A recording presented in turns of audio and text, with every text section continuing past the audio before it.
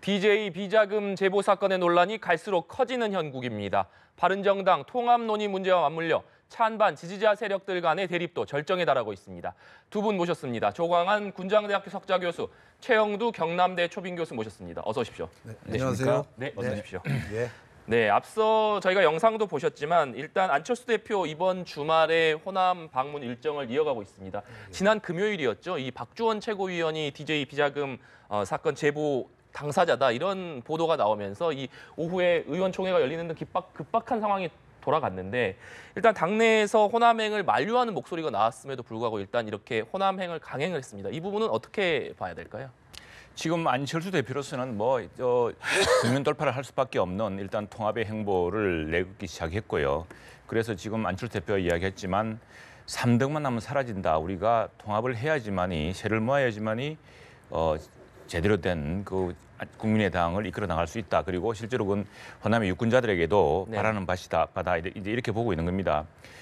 지금 이 사건 박주원 이 사건이 터진 것도 아주 미묘한 시점인데 사실은 그 국민의당은 지금 호남을 주요 기반으로 하고 있지 않습니까? 안철수 대표는 이제 호남 출신이 아니지만 그리고 수도권 일부를 지금 바탕으로 하고 있는 것인데 지금 국민의당 내부 한로를 보더라도 지금 원내 교섭단체를 이룬 그 바른정당과의 어떤 정치적인 이 힘을 합침으로써 그 세를 키울 수 있고 국민의당의 내부 시뮬레이션 여론조사를 보더라도 두 당이 합치면은 상당히 지금 이 당의 지지까지 올라간다. 그 지지율에 있어서는 이런 기대가 있습니다. 그래서 이걸 할 수밖에 없는데 여기에 대해서는 지금 호남에 있는 국민의당 현역 의원들도 반대하고 있고 또 하나는 더불어민주당 역시도 만일 이 인력이 그런 국민의당이 바른정당과 합쳐서 제3의 당이 굳혀지게 되면은 오히려 호남 내부의 호남의 어떤 상당 부분 지지 기반을 또 잠식하게 되고 또 기본적으로 지금 현재 사실 국민의당과 민주당이 서로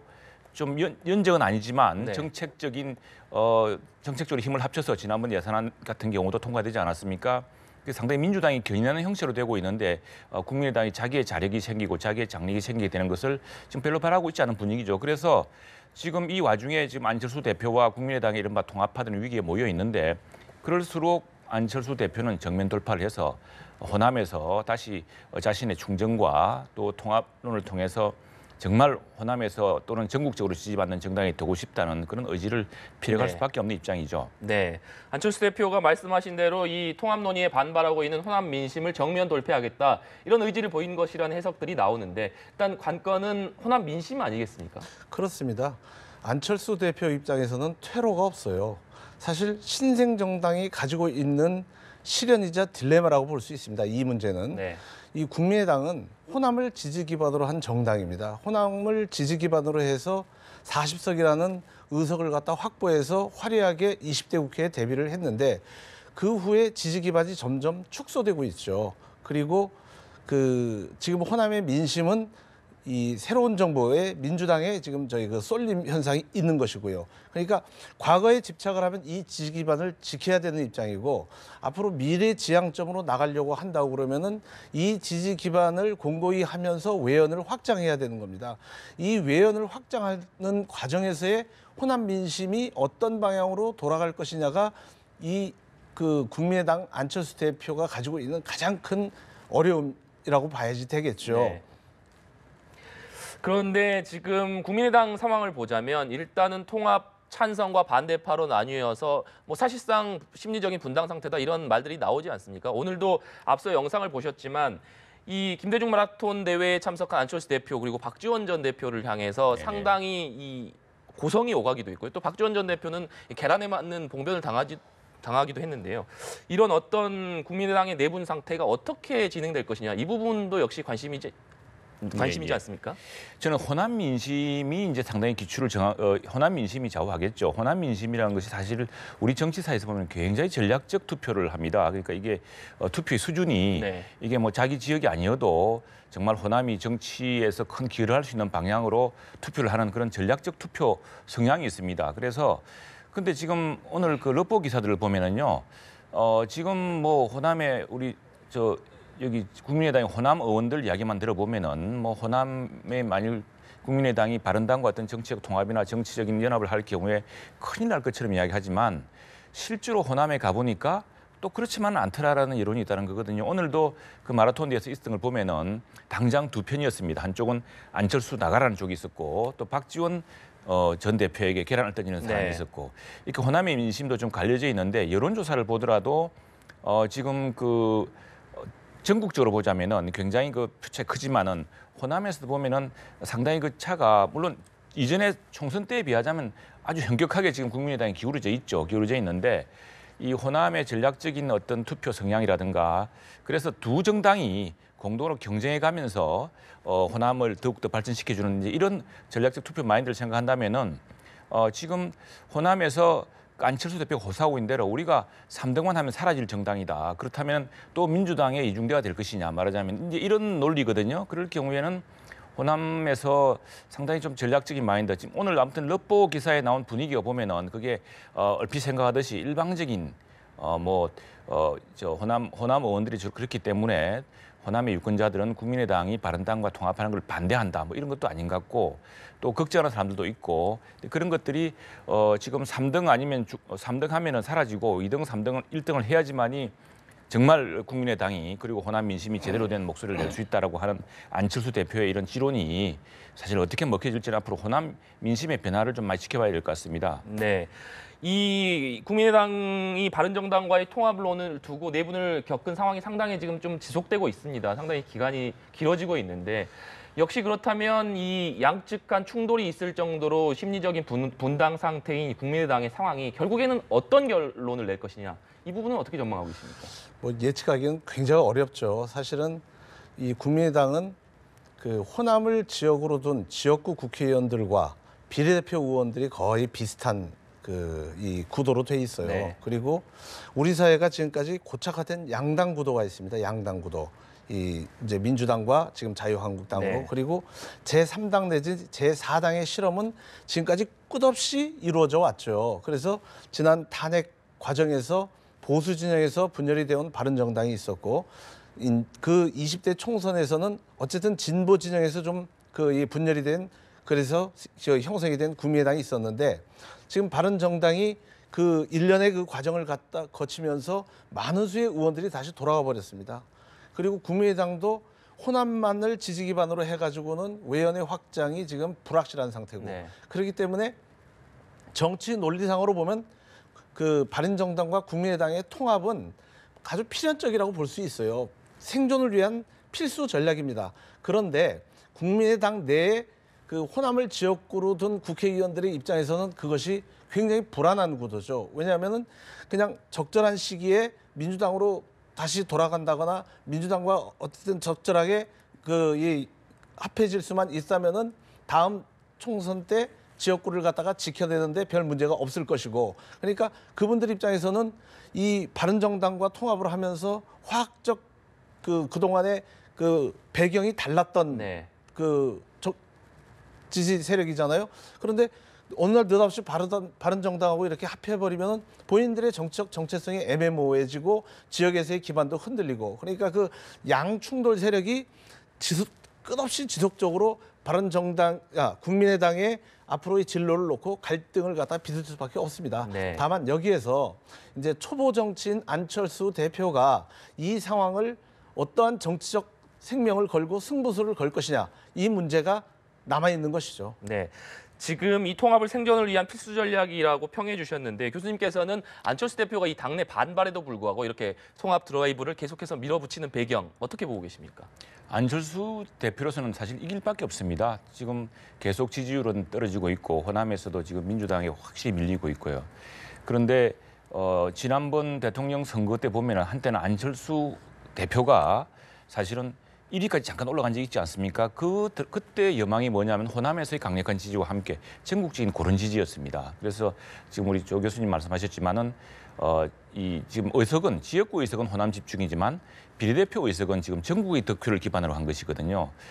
그런 국민의당의 기본 베이스를 생각한다면은 기본적으로 지금은 좀 어려워 보이지만 그리고 실제로 온 호남 럽보를 보면은 호남 민심이라고 그래서 다 이게 그 통합론을 배치하는 게 아니기 때문에 결국에는 인물, 누가 구심이 되어서 어떤 철학으로 정당과 정치를 이끌어갈 것인가라는 게 중요하고요.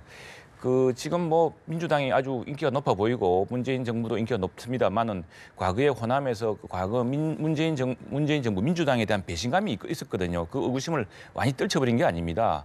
그래서 완전히 어느 한쪽에 뭐 복속돼 그 당의 무슨 텃밭처럼 되어버렸을 경우에 어떤 버림을 받는다는 것도 잘 알고 있고 이 호남의 그 표심이란 것이 그래서 저로서는 지금 어쨌든 안철수 대표가 큰 지금 패를 던진 거고요. 이걸 돌파하면은 정말 3당 이상의 영향을 가지게 되는 것이고 만일 여기서 밀리게 되면은 그냥 사실은 이제 소멸하는 3당으로 사라져가는 길만 남는 것이죠. 그렇다고 한다면은 오늘 안철수 대표가 이야기했듯이 3당으로 소멸할 것이냐, 2등, 1등 당으로 도약할 것이냐. 이 문제에 대해서는 뭐 그건 퇴로가 없다고 봅니다. 네. 이 국민의당의 내분에 대해서 얘기 나누고 있는데 앞서 잠시 말씀드렸지만 지난 금요일 날 이 김대중 전 대통령 비자금 제보자가 박주원 최고위원이다 이런 이 보도가 나오면서 국민의당이 발칵 뒤집히지 않았습니까? 결국 그 보도가 이 지금 격화되고 있는 국민의당 내부에 한층 더 기름을 부은 모양새가 됐는데요. 그렇죠. 국민의당이 그렇지 않아도 이제 시련을 겪고 있고 불안정한 정치적 상황을 지금 겨우겨우 헤쳐나가고 있는데 거의 메가톤급 폭탄이 터졌다고 봐야 되겠죠. 왜냐하면 국민의당 아까 앞서 말씀드렸지만 국민의당 지지 기반이 지난 20대 총선 때 분명히 그 호남에서 전폭적 지지를 받았거든요. 그때 민주당은 사실상 호남에서 참패하다시피 했습니다. 네. 그런데 호남은 어쨌든 김대중 정신, 김대중 대통령에 대한 그 이 추억과 향수 그리고 충성도 그 모든 것들을 갖다가 다 가지고 있다고 봐야 되겠죠. 그런데 그런 김대중 대통령의 그 불확실한 그리고 아주 출처도 그 당시에는 좀 불분명했었는데 그런 불확실한 자금이 이제 그때 튀어져 나와가지고 지금 다시 이 국민의당이 혼란한 상태에서 다시 그게 불거져 나왔다는 것은 국민의당으로 봐서는 엄청난 시련이라고 봐야 되겠습니다. 네.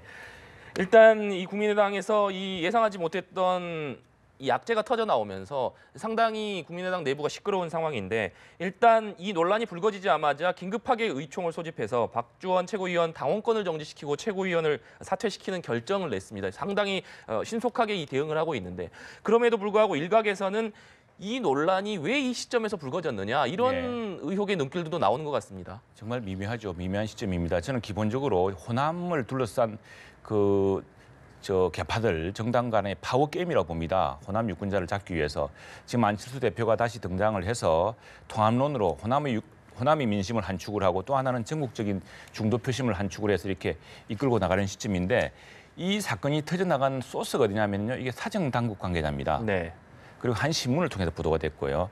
그러자 일제히 이 더불어민주당이 이제 맹폭을 합니다. 그리고 또 국민의당의 이제 반통합파도 또 역시 가세를 하고 이 보면 정치적으로 그 구도가 보이는 대목이죠. 이 2008년 수사 당시에 주성영 전 새누리당 의원이 DJ 비자금이라는 걸 폭로를 했는데 그때 그 비자금을 CD 100억이랬다는 거거든요. 결국 사실무근으로 밝혀졌습니다만 그때 제보자가 검찰 수사관 출신의 박주원 전 지금 최고위원이다 이건데 그게 갑자기 이 시점에 그것도 어떤 정보를 갖고 있는 사람이 던짐으로써 지금 더불어민주당이 안철수의 통합파를 공격하게 되고 또 국민의당 내부의 반통합파들이 반격하게 되는 이런 양상인데 분명히 정치적인 이런 그 어떤 오퍼레이션 냄새가 분명히 나고 또 이걸 통해서 누가 덕을 보고 누가 패를 보는 누가 지금 좀 난관에 봉착했는지 드러나지만 그러나 이건 뭐 좀 일과성이라고 봅니다. 특히 이제 김대중 전 대통령, 고 김대중 대통령은 참 호남에서야말로 정말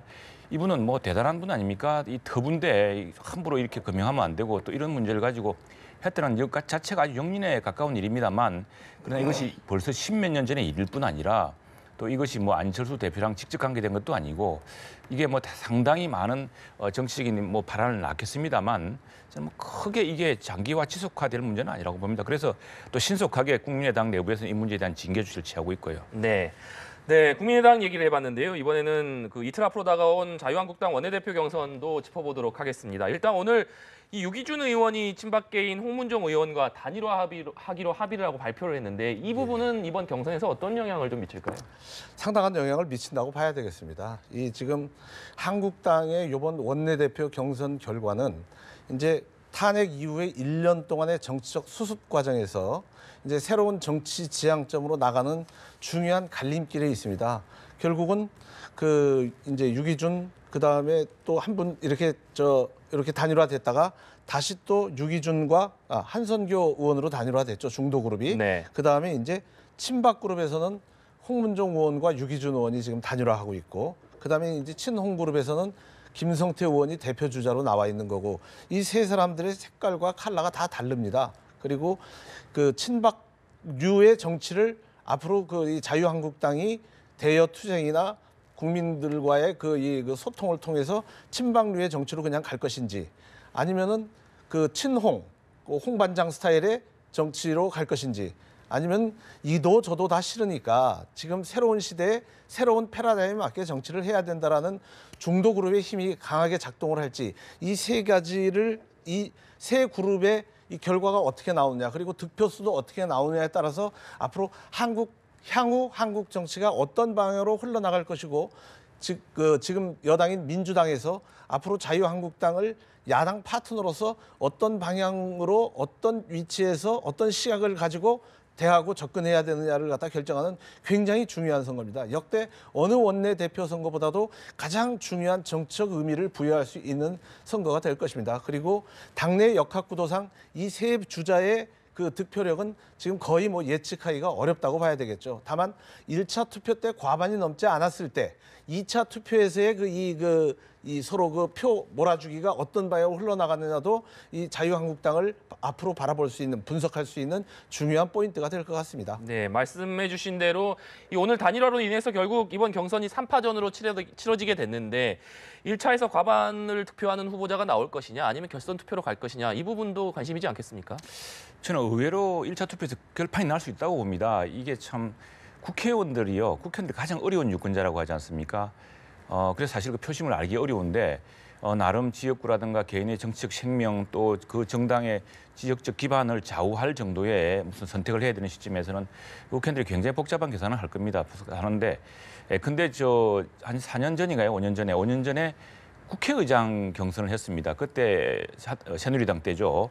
황우려 당대표 출신의 황우려 대표가 유력하게, 아마 그 당시 친박의 또 대표이기도 하고 해서 유력하게 국회의장 후보가 될 거라 생각했는데, 뜻밖의 표를 까보니까 101표 대 40몇 표인가에서 더블 스코어로 뜻밖의 정의화 의장이 됐습니다.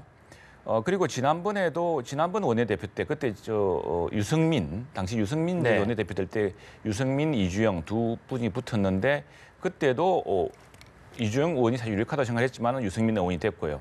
그게 하나는, 이게 뭐냐면은 지금 자유한국당으로서는 통합과 혁신이라는 이게 잘 안 되고 있습니다만, 통합과 혁신을 이루지 못하면은 더 질곡에 빠지는 이런 중대한 문제가 있습니다. 그래서 의원들이 지금 제가 보기에는 이게 뭐 개파다 이렇게 자꾸 언론에서 프레임을 잡는데, 의원들에게 더 중요한 것은 누가 사실은 구심력을 높이고 누가 더 혁신적으로 해서 당을 살릴 것인가 하는 이런 이해관계가 반영될 수밖에 없고요.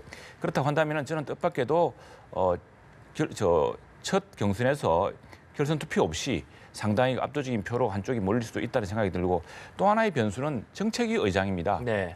정책위 의장이 누구냐가 또 사실 의원들로서는 원내 의원들로서는 대단히 또 중요한 러닝메이트 역할을 하기 때문에 이것도 중요하고 해서, 그래서 저는 이게 어차피 뭐 수도권 세 분이 아마 전부 수도권 출신인 건데, 당 대표가 영남 출신이기 때문에 내 대표는 수도권 출신일 수밖에 없습니다. 그 정당 구조상 전국적 정당으로서의 면모를 과시하려고 한다면은, 그렇다고 한다면은 지금 세 분이 다 이제 수도권이고, 또 약간 성향상 뭐 친홍 이렇게 분리되고 있습니다만, 그것보다도 더 당의 구심력을 놓아높일 것이고, 누가 또 혁신의 무슨 방향으로 나갈 것인지, 또 누가 정책위 의장을 통해서 보다 정책 문제에서 좀 강력한 정당의 면모를 보일 것인지, 이런 것들이 아마 변수가 되지 않을까 싶습니다. 네. 또 내일부터는 임시국회가 또 시작되지 않습니까? 이미 여야가 지난 예산국회에서 치열한 힘겨루기를 펼쳤고, 또 이 예산안 통과 과정에서 한국당의 반발이 거셌기 때문에 이번 임시국회에서 여러 법안들의 처리가 가능할 것이냐, 다시 한번 여야 간 어떤 팽팽한 충돌이 반복되지 않을 것이냐, 이런 관측들이 나오고 있는데요. 이번에는 훨씬 더 충돌이 강하다고 봐야겠죠. 왜냐하면 이번 이제 임시국회가 개헌 문제를 갖다가 다뤄야 됩니다. 이제 문재인 대통령께서 내년 지방선거 때 개헌을 국민투표에 붙이겠다고 했고, 그러면 이제 국민투표에 붙이는 거를 그 기점으로 해가지고 쭉 이제 기산되는 시점이 있지 않겠습니까? 내년 2월 국회쯤에서는 국회가 이 개헌안에 대해서 통과를 해줘야 6월에 국민투표가 가능합니다. 그런데 이 이번에 개헌에서 가장 중요한 쟁점은 어쨌든 선거구제 부분 그리고 국가구조의 틀을 어떻게 바꾸느냐의 문제겠죠. 네. 지금과 같은 대통령제를 그대로 유지할 것이냐 아니면 좀 더 민의를 반영하고 소통이 가능한 그 협치의 그 이 대통령제로 바꿀 것이냐.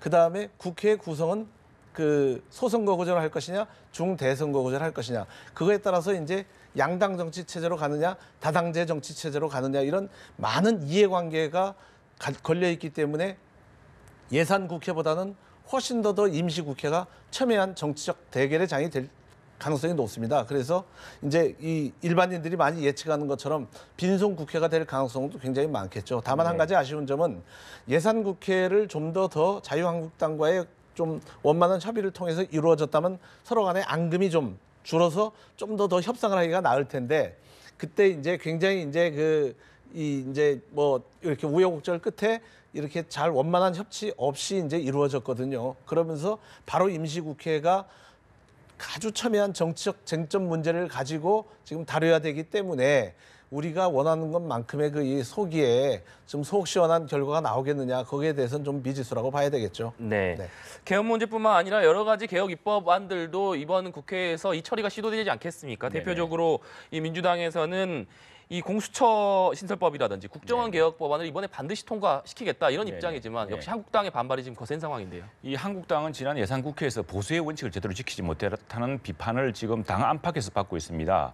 그러니까 법인세 인상 문제라든가 지금 외국은 다 법인세 내리고 있는데 우리는 올렸습니다.